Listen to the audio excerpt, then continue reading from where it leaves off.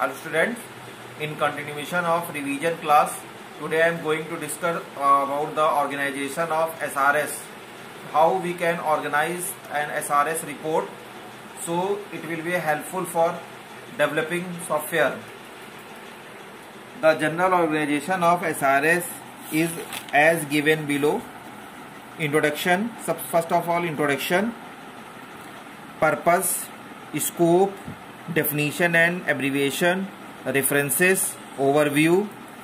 Second, the overall description, product perspective, system interfaces, hardware interfaces, software interfaces, communication interfaces, memory constraints, operations.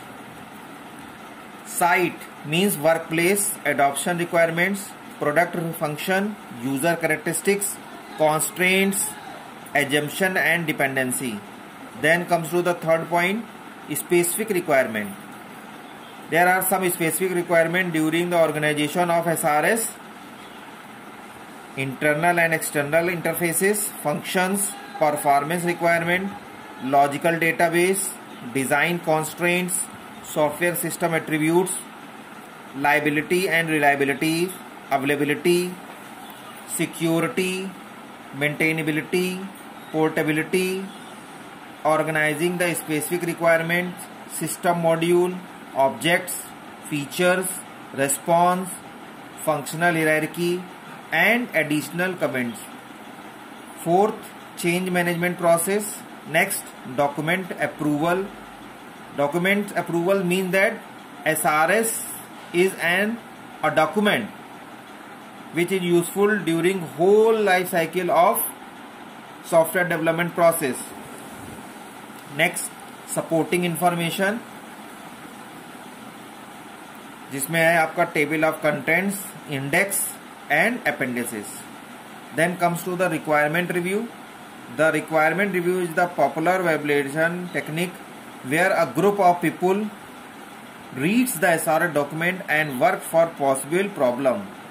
The problem are and it will be discussed. The requirement review constant following steps. First, plan the review means team constitution. Distribute SRS document to the team member of review committee.